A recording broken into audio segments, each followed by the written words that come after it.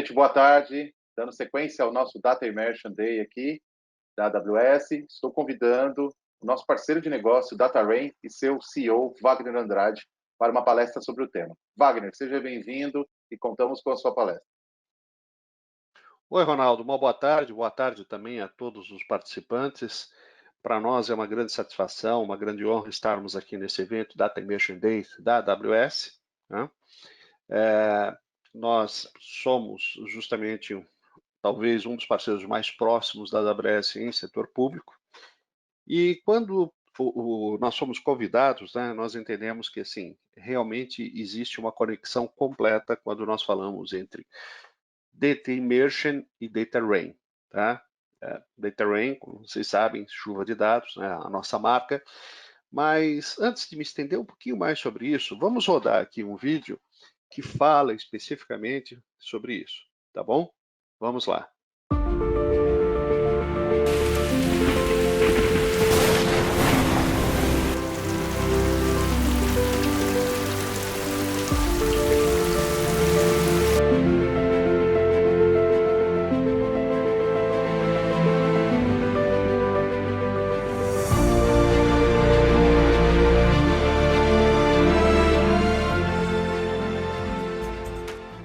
A DataRain Consulting nasceu da união de profissionais com larga experiência na área de TI e apaixonados por computação em nuvem.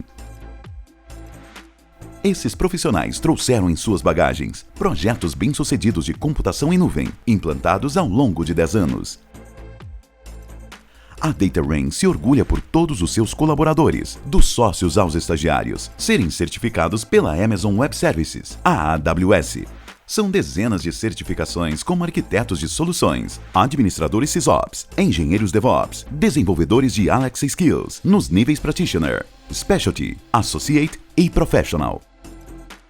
Parceiro avançado de consultoria e participante dos programas de parceiros de setor público da AWS, a DataRain é líder no provimento de projetos de computação em nuvem para os segmentos de governo, educação, saúde, energia, água e saneamento e entidades sem fins lucrativos. A DataRain se orgulha de possuir cases que se tornaram referência nacional e global, como o estudo da biomassa amazônica, desenvolvido para o Centro de Ciência do Sistema Terrestre do INPE. Utilizando avançados recursos de nuvem, computação de alta performance, inteligência artificial, machine learning, big data e analytics, o INPE pôde, através de avançados algoritmos estatísticos, calcular um mapa da biomassa da Amazônia e a consequente capacidade de retenção de carbono, auferindo matematicamente o impacto da floresta amazônica no clima do planeta. Meu nome é Mauro Assis, eu trabalho para o Centro de Ciências do Sistema Terrestre, que é uma unidade do INPE, que é a Agência Espacial Brasileira. O desafio desse projeto era que a gente tinha uma quantidade muito grande de dados para processar, em torno de 6 terabytes de registro de dados, e a gente precisava transformar isso num mapa de estimativa da incerteza do nosso conhecimento de um mapa de biomassa da Amazônia. A estimativa que a gente fez de horas que seriam necessárias para processar, rodar um processo dessa natureza, seria em torno de 2 a 3 mil horas. E usando os recursos de cloud, a gente conseguiu fazer na cloud com 40 horas, e depois a gente consolidou essas informações com 2 dias de processamento no nosso próprio servidor. Para fazer a primeira versão do mapa de biomassa, a gente gastou em torno de 3 milhões de dólares. A maioria desse custo foi em voos. Hoje, usando o serviço da AWS, a gente poderia fazer uma fração desses voos, em torno de 150 voos, o que nos daria uma economia em torno de 2 milhões e meio de dólares. Esse trabalho, envolvendo a AWS, DataRain, e os nossos técnicos, permitiu a gente ter uma medida do nosso desconhecimento da biomassa da Amazônia.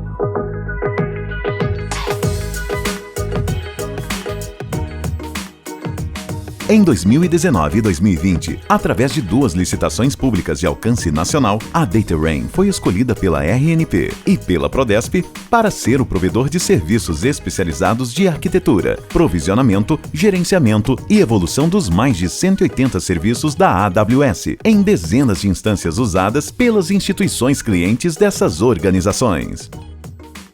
Venha falar com a DataRain Consulting.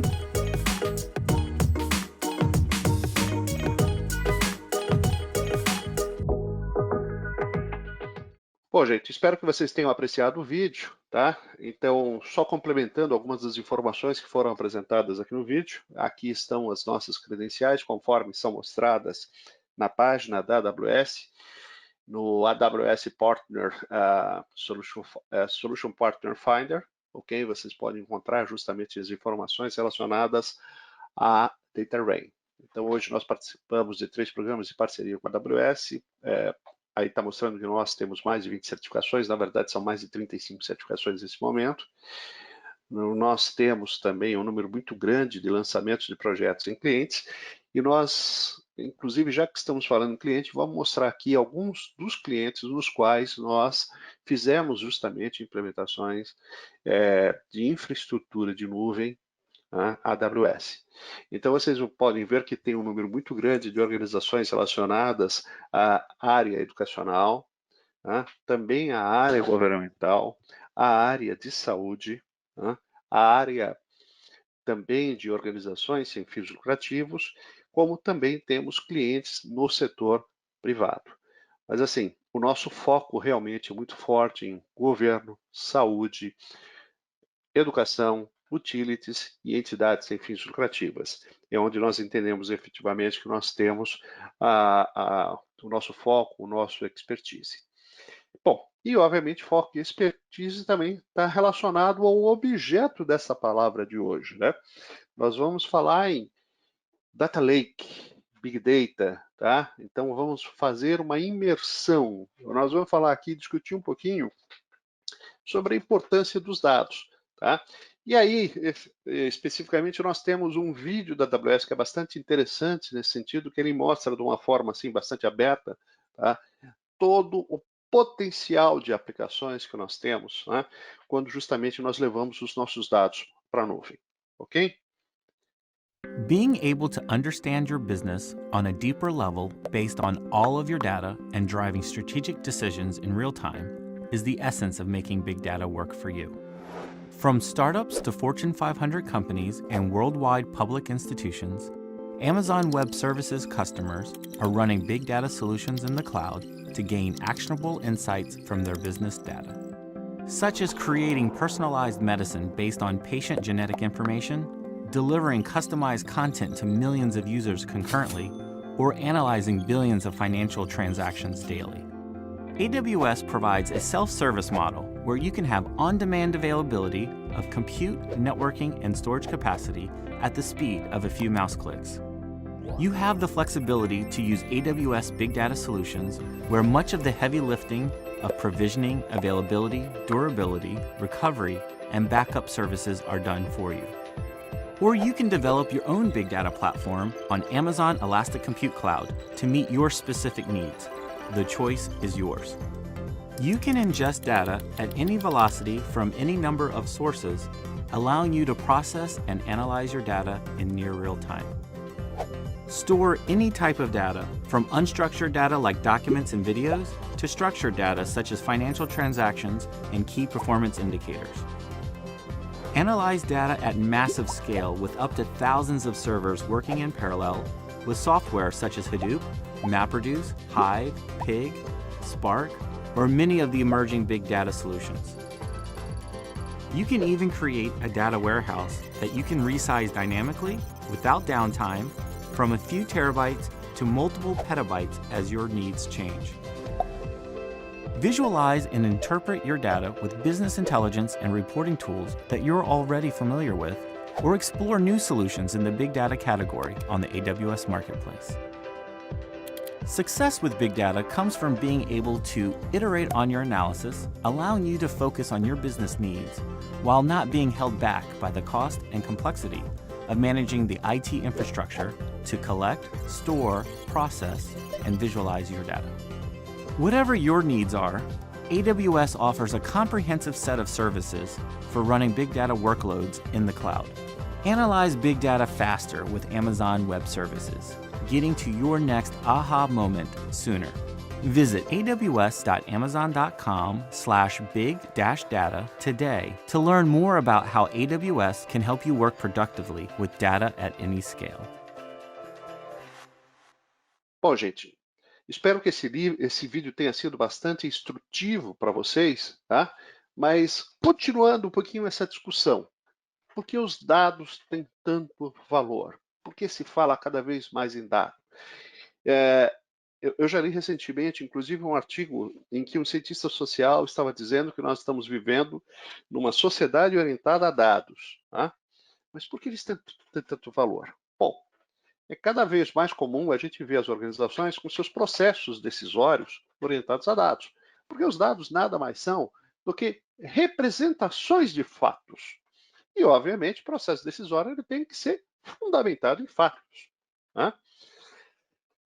E essa orientação em dados ela é motivada justamente por modelos de negócio que cada vez mais estão passando por digitalização, né? A famosa transformação digital que todos nós ouvimos a todo momento. Né? Sistemas distribuídos são cada vez mais focados na experiência e na fidelização, né, dos usuários, clientes, consumidores em geral. Então, o que nós sempre buscamos quando nós estamos justamente criando essas aplicações, né, em que nós buscamos tomar decisões baseadas em dados em tempo real? Em que a gente tenha justamente como consequência final uma melhoria da experiência do nosso cliente, do nosso usuário, na sua interação com a nossa organização. Essencialmente é isso que nós buscamos, tá? Um incremento significativo na qualidade dessa interação. E a definição de uma estratégia de dados eficiente é fundamental para a gente possa trabalhar nesse modelo, para permitir que o acesso às informações provenientes do uso dos diversos serviços e sistemas que nós temos na organização, tá? Que esse uso ele fique efetivamente acessível a todos aqueles dentro da organização que precisam destas informações para que tomem as suas decisões em tempo hábil como resposta às constantes mudanças no perfil das demandas dos clientes ou usuários. Né? Então, é o que a gente chama de go-to-market. Né? Alvin Toffler ele falou muito, num dos seus últimos livros, ele falou muito sobre nações e organizações rápidas e lerdas. Né? Então, efetivamente, no mundo, né, nessa nossa aldeia global, essencialmente baseada em informação, a agilidade passa a ser um fator absolutamente fundamental quando nós estamos pensando na nossa estratégia de dados. Bom, e qual é a melhor maneira de organizar os seus dados? Né? O que a gente preconiza é que os seus dados sejam organizados na forma de data lakes. Por que data lakes? Porque eles permitem que você armazene, processe, sirva as informações, né, com baixo custo e de uma maneira muito segura, muito performática. Por que muito segura ou muito performática? Porque na medida em que eu estou falando de um único repositório centralizado, no qual eu tenho condição efetivamente de fazer a aplicação de todas as nossas políticas de controle de acesso, né, de segurança da informação, de segurança de dados sensíveis dos nossos usuários, eu vou ter, consequentemente, uma capacidade melhor de gerenciamento deste ambiente e, consequentemente, eu terei como assegurar que, de fato, né, esses dados estão sendo processados, eles estão sendo servidos a quem dele necessita de uma maneira muito segura. Ok? Bom, ainda falando por que Data Lakes, então, o que é um Data Lake? Um Data Lake é um modelo de design que visa basicamente o quê? Eu tenho a manutenção de um único repositório de dados para a organização toda, independentemente do tipo ou da origem desse dado. Por muitos anos, nós convivemos com organizações tomando decisões baseadas em ambientes de business intelligence, consumindo dados que vinham de data warehouses ou data marts, que geralmente se baseavam em bases de dados estruturadas e que se alimentavam basicamente da extração de dados relacionais ou de arquivos gerados desses sistemas transacionais. Tá? Qual era a grande preocupação que nós tínhamos quando nós desenvolvíamos essa aplicação? Era sempre no sentido de nós evitarmos a concorrência no acesso ao dado. Então, o dado ele era segmentado do dado transacional para que o nosso acesso a nossa utilização de sistemas analíticos, de sistemas de tomada de decisão, não afetasse a performance dos sistemas transacionais. Ora, principalmente com o advento da nuvem, eu tenho tal capacidade de processamento e de armazenamento a baixo custo disponível que dá para a gente pensar agora em ter um modelo no qual todos os dados estão juntos, independentemente se eles são dados que são decorrentes de coleta de dispositivos, de IoT, do aplicativo na web, de um aplicativo mobile, tá? Não interessa de onde o dado esteja vindo ou o formato desse dado. Todo ele está num único repositório, servindo a todas as aplicações que dele necessitam. Ok? Então, a estratégia Data Warehouse Data Mart foi a estratégia que deu certo e ainda é uma realidade. Mas a questão é que o volume, a velocidade e a variedade dos dados coletados nos dias de hoje faz com que essa prática precise ser complementada por algo que consiga abranger novos tipos de dados, completando justamente essa visão para tomar decisões. Então, imagina uma organização que tem um aplicativo móvel e um website para interação com os clientes. Tá? O Data Lake tem que permitir que esses dados de navegação web no site ou no aplicativo móvel possam ser relacionados com o histórico dos produtos ou serviços já adquiridos por esse cliente ou por esse usuário. Tá? Bem como as interações que essa pessoa teve com algum tipo de canal de comunicação da organização. Então, com essa abordagem, no qual você tem efetivamente, tá, uma abordagem mais holística, eu consigo identificar interesses, desejos e eventuais frustrações no relacionamento desse cliente, o usuário, com a nossa organização, para que potencialmente nós possamos ofertar algo que vá ao encontro do que ele está buscando, tá? Ou que até mesmo a gente possa reparar eventualmente uma situação indesejada, ok? Muito bem. Quando nós falamos das características, né, dos data lakes, então, assim, são repositórios de dados estruturados e não estruturados. Não existe necessidade de definição prévia dos formatos dos arquivos que nós vamos utilizar, mas, obviamente, existem alguns formatos, como o Parquet e o ORC, que facilitam que a gente faça justamente o processo de acesso e compactação desses dados. Tá? Mas, de novo, pode ser qualquer tipo de dado, pode ser qualquer tipo de arquivo. Tá? E um aspecto bastante importante, tá? É que esses dados, eles de fato, tá, estejam disponíveis para todas as aplicações, e aí eles incorporem um conceito que nós chamamos de fonte única da verdade. Tá? O que é a fonte única da verdade? Efetivamente, todas as informações provêm da mesma fonte. Tá? Desta forma é que eu vou garantir exatamente a coerência, tá, na utilização de informações de diversas fontes, tá, de diversas origens, mas que estão agora sob o mesmo tratamento, sendo trabalhadas sob os mesmos critérios e, consequentemente, eu consigo, com isso, ter uma unicidade na informação gerada. Tá? Esse modelo, como eu já tinha comentado com vocês, é um modelo em que a segurança e o controle são fortemente facilitados pelo uso de políticas de segurança e auditoria centralizados. Ok? Bom, e aí eu tenho efetivamente todos os dados no único repositório. Então aqui nesse gráfico a gente tem uma amostra, né, de uma situação típica em que eu tenho, por exemplo, um data lake convivendo com o data warehouse. Tá? Então eu tenho as diversas fontes de informações que estão ali alimentando aquele data warehouse. Eu tenho o LTP, eu tenho o RP, eu tenho o CRM, eu tenho sistemas departamentais. Tá? E já conectados diretamente ao Data Lake, eu tenho informações que estão sendo coletadas de devices, da web, de sensores, de mídias sociais. Tá? E através de um catálogo de dados, eu permito que as diversas classes de sistemas e os diversos usuários possam ter acesso justamente a esta informação. Ok? Bom, como montar um Data Lake? Né? Vocês devem estar se perguntando. Poxa, ele é muito interessante. Ok, e como é que eu faço para montar? Tá? Então, é necessário que alguns pontos fundamentais sejam considerados. Né? Então, Data Lake é um ambiente vivo. Ele tem que ser capaz de futuramente receber novas fontes de dados. Ele precisa entregar dados, tá, a qualquer nova ferramenta de análise, tá, armazenamento ou processamento que eu venha juntar nesse ambiente. Tá? Então, além daqueles formatos de arquivos que eu já citei, por exemplo, né, vamos falar em Parquet, vamos falar em ORC, nós temos que falar em JSON, nós temos que falar em Avro, nós temos que falar JPEG, MP4, tá? e assim por diante, ok? Então, a capacidade de processamento, análise individual, tá? Ou em grupo, de cada uma dessas fontes, né, ou em conjunto de cada uma dessas fontes de dados é muito importante. Outro aspecto bastante importante também é a sua capacidade de ingestão contínua de dados que estão sendo gerados lá na ponta nas diversas aplicações. Tá?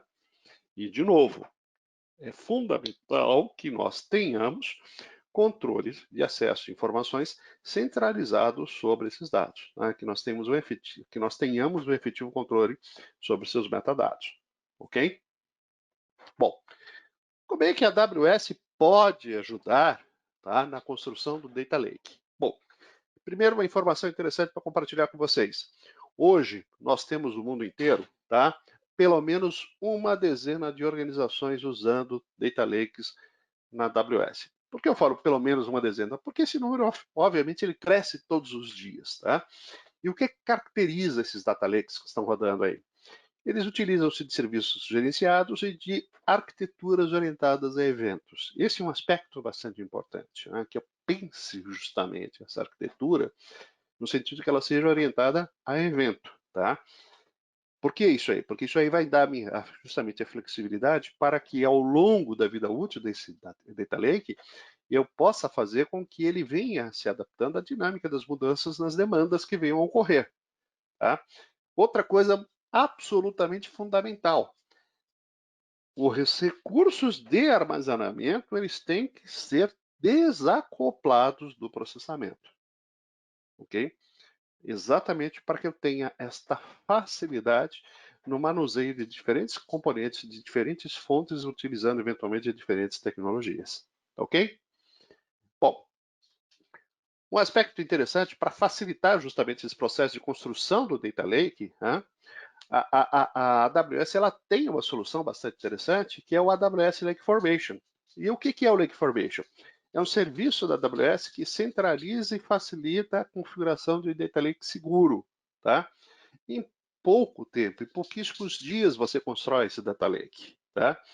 E a ferramenta vai te ajudar a coletar e catalogar os dados de bancos de dados e dos armazenamentos dos objetos, mover esses dados para o novo Data Lake no Amazon S3 e fazer também um processo de limpeza e classificação dos dados, usando inclusive algoritmos de machine learning, tá? Assim como estabelecer os mecanismos de proteção àqueles dados que são considerados confidenciais, ok? Os usuários eles podem então acessar um catálogo de dados centralizados que vai descrever os conjuntos de dados disponíveis, tá? E o respectivo uso apropriado. Assim, os usuários vão usar esses conjuntos de dados com seus serviços analíticos e de machine learning preferidos, que podem ser o Amazon Redshift, o Amazon Athena, por exemplo, ou até uma outra ferramenta de terceiro. Tá? O AWS Lake Formation, ele aproveita os recursos disponíveis que você tem no Amazon Glue, que é um serviço de ETL totalmente gerenciado que facilita a preparação e a carregamento dos dados para análise. Tá? Então, é possível com isso que a gente crie e execute uma tarefa de ETL, tá? Com apenas alguns cliques no editor visual do Amazon Glue, ok? E aí, desde a ingestão, a preparação e o uso dos dados, o Lake Formation ele vai adicionar controles e gestão de acesso granular, tá? A nível de colunas, tá? E monitoramento das operações para que você tenha justamente troubleshooting e auditoria quando necessários. Ok? Bom, a ajuda da AWS, né, na criação do Data Lake, ela não se limita justamente à oferta do Lake Formation. Na verdade, nós temos hoje um set bastante grande de serviços de análise, tá? Então, serviços contemplando análises, e aí quando eu falo em análises, como vocês podem ver nessa tabela, consultas interativas, processamento de Big Data, Data Warehouse, análise de tempo real, análises operacionais, painéis de visualizações, né? E diversos serviços da AWS endereçando justamente essas necessidades. Tá? Então, eles estão basicamente organizados em 4 categorias, né? Análise e gestão de dados, Data Lake e análise preditiva e Machine Learning, né? Com seus diferentes casos de uso e com mais de 2 dezenas de serviços da AWS endereçando cada uma dessas necessidades. Ok? isso leva a uma situação em que nós temos, né, entre essas dezenas de milhares de data lakes que estão rodando na AWS, as mais diversas arquiteturas de data lake. Então, nós pegamos aqui 4 exemplos. Né? Vocês podem ver que a composição, né, os componentes que são utilizados são eventualmente diferentes, a topologia desta arquitetura é diferente, as ferramentas que estão na ponta são diferentes. Né? Então, há realmente uma flexibilidade muito grande na construção dessas aplicações. Elas vão seguir realmente a sua necessidade, né? Então, você pode montar isso aí conforme justamente a tua diretriz em como você quer utilizar esses dados. Você pode, inclusive, pensar em criar data lakes, né, usando a arquitetura serverless, usando a Amazon Lambda, por exemplo, tá? Que é este exemplo que nós estamos mostrando aqui de uma arquitetura de data lake sem servidor na AWS. Quando nós rodamos aquele vídeo inicial, nós inclusive falamos do caso do INPE, né, do Estudo de Biomassa da Amazônica. E lá, a arquitetura que nós utilizamos para a construção da aplicação foi essa aqui. Tá?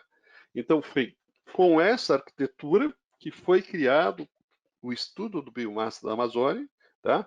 No qual, justamente, recursos importantes de HPC, Data Warehouse, Data Lake foram utilizados, tá? E, através disso, nós conseguimos justamente alcançar o objetivo do projeto, que é a estimativa do volume de carbono acumulado dentro do bioma amazônico. Porque esse era justamente o desafio de negócio que precisava ser enfrentado pelo INPE. Ele recebeu essa demanda da comunidade científica internacional, no sentido de que fosse calculado qual era o impacto que o bioma amazônico tinha no clima global do planeta. E se chegou à conclusão que a melhor forma de se fazer isso era medir a capacidade de retenção de carbono. Para que se medisse essa capacidade de retenção de carbono, era fundamental justamente que se pudesse medir o volume da biomassa da Amazônia. Então, esse projeto ele foi feito exatamente nesse sentido. Não dava para pesar a floresta inteira, isso teria que utilizar justamente modelo de extrapolação estatística, que foi feito através da realização de mais de 1.000 voos de escaneamento sobre a floresta, e depois foram utilizados algoritmos de extrapolação para que os espaços entre as faixas escariadas fossem preenchidas, e com isso nós chegássemos a este mapa aqui, que mostra justamente, tá? Esse mapa, na verdade, é uma composição com outros 68 milhões de mapas menores. Esses mapas menores, eles formam os chamados tiles. Né? Os tiles são isso aqui que está rodando aqui, gente. É uma área de 250 por 250 metros, tá? 62.500 metros quadrados, tá? E aí você tem justamente uma visualização de como é a composição, né, em termos de cobertura vegetal, né, dessa faixa de terreno. E com isso, então, se chegou a essa situação aqui em que eu tenho, desde áreas em que eu tenho 0 quilos de biomassa por metro quadrado, até áreas, né, bem escuras aqui, em que eu tenho uma densidade máxima e, consequentemente, se chega a 50 quilos de biomassa por metro quadrado. Tá? Isso é extrapolado para 4,5 milhões de quilômetros quadrados. Né? Se chegou aos 800 bilhões de toneladas de peso da biomassa da Amazônia e, consequentemente, a sua capacidade de retenção de 450 bilhões de toneladas de carbono. Ok? Mas, gente, isso aqui não é o único exemplo. Tá? Onde Data Lake tem sido muito, mas muito utilizado efetivamente também no setor público? Na área de saúde. Né? Então, na área de saúde, vocês estão todos observando essa situação que nós temos uma verdadeira corrida para ver quem cria primeiro a mais efetiva vacina contra o Covid-19. E a velocidade com que está sendo feita, né, está sendo realizado esse processo de desenvolvimento das vacinas, é único, é algo absolutamente inédito. No passado se levavam muitos anos, às vezes mais de uma década, para você desenvolver uma vacina, e agora a gente está alcançando recursos muito significativos, com alguma coisa entre 12 e 18 meses de pesquisas em alguns casos. Né? E de onde veio toda essa rapidez? É justamente da capacidade de processamento maciço tá, que nós temos com esses data lakes. Então a gente tem um vídeo aqui bastante interessante da AWS mostrando, por exemplo, como, tá, a pesquisa genômica, tá, que você envolve justamente as combinações dos bilhões de cromossomos que nós temos, tá, permite que você faça, inclusive, associações entre determinados traços genéticos e o surgimento de determinadas patologias. Mas vamos ver o vídeo. We are machines. The way we work, the way we think, the way we act were due to tiny machinery inside of us. And that machinery you can understand piece by piece, step by step. That's what we're doing in molecular biology. That's what we're doing in genomics. That's going to be the research for the next 100 years. We've been battling cancer for centuries. There are so many thousands of rare genetic conditions. We are discovering new ones every day. One of the biggest challenges I see is that the size of these data sets now surpass the ability of humans to analyze the data. Can you store the data? Can you organize it? Can you manage it? Then you've got to think about how you compute over it. So thanks to continuous advances in computing technology, it's possible to rapidly generate massive amounts of research and clinical data. We can only understand genomes, how they work, what their impact is on human health, if we can compare a lot of them. We have to understand all of the differences between human genomes that exist in the population and how those are related to differences in outcomes. When working with data at this scale, it is very difficult to collaborate on projects that span multiple institutions. And it's a great technology challenge. It is one that lends itself very well to cloud architecture. Scientists who work on particular diseases aren't typically located in the same place. Without the cloud capability, they would literally have to ship disk drives around the world. One key challenge in analyzing these very large data sets is the time it takes to perform the compute and analysis on them. Sometimes those analyses using local compute resources can take days to weeks. Employing the power of elastic computing in the cloud often allows researchers to get to their answer quickly and move on then to the next problem. We've seen significant improvements in performance through code optimization. Cloud computing is a great enabler of a lot of science because it allows people to get access to professional computing in a secure way, on demand, easily. When patient data is involved, security is always going to be a concern. You don't actually want to have a situation where those data are moved around all the time. You want them to be available in a safe but replicated way, and then perform your analysis in the cloud without downloading that to your home institution. I think one of the biggest advantages of adopting cloud computing in clinical and research environments is a clearly focused delineation of responsibility for security. Commercial cloud vendors can focus on providing secure building blocks, and the customer can rely on the cloud so that they can focus on security aspects that matter most to their applications. Understanding cancer at the molecular level, we think, is radically going to change diagnosis and treatment. We have patient advocates that want to get their patients' genome sequences out there and have all the bright minds looking at them and cracking their particular disease. It's just a privilege, really, to be part of a community that has innovated so fast and is affecting so many people via our understanding of living things around us.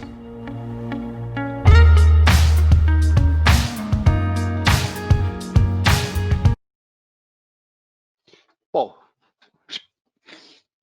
vocês viram, o vídeo é realmente bastante interessante, tá? Ele mostra exatamente por que a gente está tendo toda essa velocidade nesse desenvolvimento dessas vacinas, tá? Mas não é o único exemplo de uso de Data Lake no setor público, né? Quais são outras aplicações que nós temos visto por aí, tá? Então, por exemplo, elegibilidade para acesso a benefícios de programas sociais, tá? Nós temos exemplos como esses em diversos programas sociais hoje, utilização em governos da Europa, particularmente Reino Unido, tem um projeto bastante interessante relacionado com o National Health Service, o Serviço Nacional de Saúde, tá? No qual pessoas que têm determinadas condições, que são elegíveis, tá? Elas passam a ter assistência técnica na sua residência e recebimento de remédios também nas suas residências, tá? Nós temos outros projetos interessantes, como, por exemplo, a Autoridade de Transporte Público de Singapura, que tem um data lake que ele tem uma visão realmente abrangente, então ele faz a gestão do tráfego, ao mesmo tempo em que, já que as placas estão lá e vendo quem são os veículos que estão autorizados a circular ou não, está fazendo também o controle de licenciamento de veículos, tá? Está verificando quais são os veículos que estão circulando, que eventualmente não têm autorização de circular porque não passaram pelas inspeções veiculares, tá? E como justamente essa questão do tráfego pode ser atenuada com a alocação de mais trens nos sistemas de transporte público, tá? Então, é uma gestão integrada bastante interessante. Segurança pública, aqui nós temos realmente um mundo, tá? Então, bases de dados para investigações, tá? Identificação de associações com crime organizado, tá? Rastreio de armas, tá? Rastreio de ocorrências, DNA e outros dados genéticos, impressões digitais, ou dados biométricos de pessoas de interesse, né? E entendendo pessoas de interesse, não só suspeitos, mas também testemunhas, né? Ou vítimas, né? de ocorrências criminosas, né? Modus operandi de criminosos ou de quadrilhas, tá? Sistemas de planejamento de segurança de grandes eventos. Então, dado que nós vamos ter um grande evento aqui, dado que se espera que nós tenhamos algumas manifestações com outras autoridades que vão se reunir nesse evento. O mapeamento das redes sociais já está mostrando uma movimentação muito grande na organização de protestos que podem ser violentos. Então, como é que as autoridades de segurança pública efetivamente se preparam para prestar segurança desses grandes eventos? Tá? Questão de gestão e fiscalização. Tá? Arrecadação, toda a parte de gestão tributária, previdenciária, tá? Nós temos uma série de exemplos bastante interessantes nesse sentido. Sistemas de saúde pública, então toda a questão de mapa de cobertura imunológica, monitoramento e controle epidemiológico, né? Sistemas de campanhas de vacinação, tá? Isso pode ser utilizado também na pesquisa científica, desenvolvimento de novos fármacos, medicamentos, identificação de interações medicamentosas, desenvolvimento de vacinas ou novas ações terapêuticas. Tá? E na parte da educação, gestão de conteúdo didático, programático, elaboração de provas, performance de alunos, tá? Estatísticas mostrando como eventualmente, novos preceitos ou novas ferramentas didáticas trazem consequentemente melhora na performance dos alunos. Então, é um mundo muito vasto. Tá? Quando nós falamos em data lake no setor público, realmente o céu é o limite, a nuvem, né? Não tem limites. Tá bom, gente? Então, esse era basicamente aqui o conteúdo que eu gostaria de mostrar para vocês. Agora, obviamente, a gente se coloca à sua disposição para responder aquelas perguntas que vocês tenham, por acaso, a fazer. Tá bom? Ronaldo, passo a bola para você agora. Wagner, muito obrigado pela apresentação, excelente material, fantástico. E agora a gente vai ter as perguntas do público, ok?